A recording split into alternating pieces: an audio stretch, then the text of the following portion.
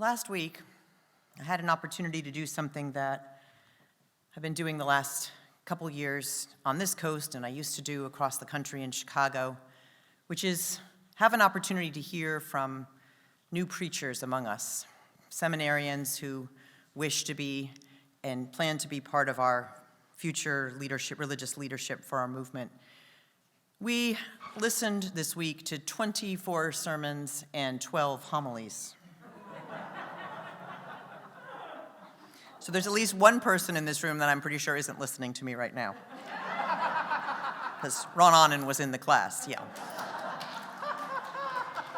I would assume your sermon, tank is kind of full. It was an amazing experience, and one that I am very grateful for, because I was reminded of any number of pieces of our tradition. And what I was really struck by in this particular group was not only what we've seen for many years, which is this strong view of where we should be going. What I was really struck by was the commitment to incorporate the foundation of where we have been. Where we have been. In the same way that Mark and the choir helped us rework that song, Rank by Rank, which we've sung forever, into a different beat, into a different rhythm. In the same way that we are imagining ourselves into different ways of being. And that is a lot of it, imagination. Imagination was the fuel for those who lived in the communities which the Iowa Sisterhood, a group of female Unitarian ministers, formed because they were relegated to the West, because established Unitarians couldn't imagine being in a congregation that was led by a woman.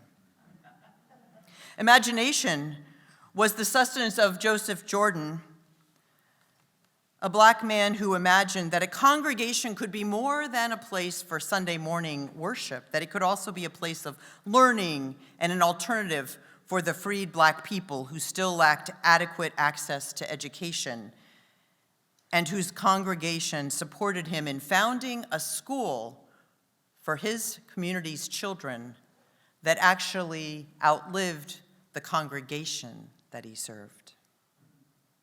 Imagination, for some, continued to follow the leadership and writings, philosophies, and musings of a minister named the Reverend Ralph Waldo Emerson, even when he was removed from his Unitarian congregation for refusing to lead a particular form of Christian ritual which no longer fed his soul.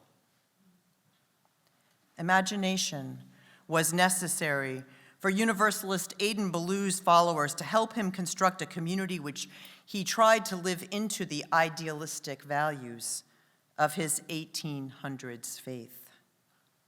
And even though that community didn't survive, his teachings about passive nonviolence were transmitted around the globe and continue in this country today. It was really imagination, the word imagine, I'm looking at Sue Polgar, that kept us going when we went from being a congregation that worshiped here only amid concrete blocks and mortar to one that hit the airwaves, first with recordings and then, years before the shelter, with live stream services that help people attend from other places.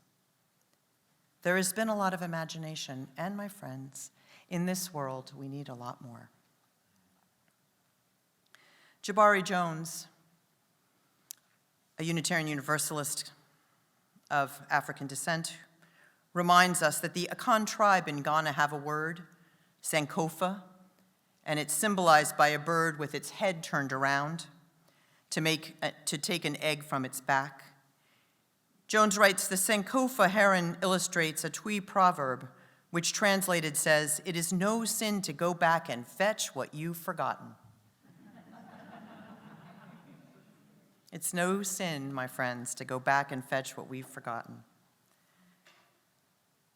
And what if we look forward and back like that bird? What if we offered a place to meet not just like-hearted people, but also a place to engage with the deeper healing and struggles we all need in these times? What if we found out who has backyards conducive to outside meetings in each of our neighborhood networks and brought conversation about our future to places across this large county of ours? That might be more accessible to some who don't drive as much now. What if we could learn about not just what we've done, what if we could learn about what we've done from developing the Devil Mountain Coffee House and also consider a new form of gathering that might feature slam poetry or other things that appeal to different generations besides music and folk music? It could be a space of gathering that's needed on this side of the tunnel where there isn't a lot of that. What would it mean to be able to offer an alternative service for people for whom Sunday morning is literally the only time they have to stay in bed just a little bit longer, but they could still come and be with us when they wanted to?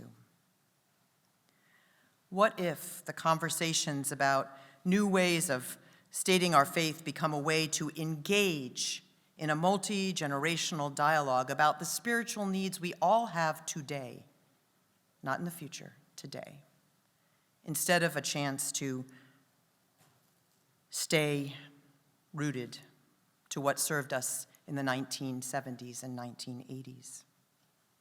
What would it be like if we were beginning to develop skills to live in a world where the current brutal form of policing was not our only alternative when we need to have systems of restoration and justice? What would it mean to live in a world where we offer our allyship to those indigenous people who are trying to reclaim their resources in this world? What would it mean if we were able to be a place of educating people against the despair which keeps them from engaging in the needed changes to protect our climate and our planet? What would it mean to be the place where we are trained so that if we see someone lying in the street, we might actually go and help them so that they do not become one of the many who die from addiction and exposure in our county every year? What would it mean to deepen our community so that more are comfortable about talking about the things which keep them awake at night and those deep concerns of their heart? What would it mean to provide opportunities for people to share a meal not only with people who come here to worship on Sunday, also with people in our larger community who need a place where they are affirmed on a regular basis? What would it mean to reinvent our ideas of worship and how we gather, not to eliminate what we do, simply to imagine new possibilities? These are the ruminations of my fanciful heart. When I'm done cleaning up and I walk out under the late evening stars in our parking lot, as I speed pre-dawn towards someone in an area emergency room, as I work in the database and find the name of someone who entered so hopeful into our community and who we haven't seen for a very long time, as I rush to set up that hybrid meeting delayed by a phone call someone really needed me to take, as I wrestle to remember the disparate schedules of our amazing staff members, most of whom work other jobs, as I lock the last door after a celebration of life, including some of those whose names we read today, and I'm left with those deep questions about how we want to spend this one precious life that we have, that those events often leave me with. As I walk on my street, late at night on Saturdays, to stay awake as I finish some worship work delayed by other programming that we have here, and which is the ways that people deepen their commitments to our faith.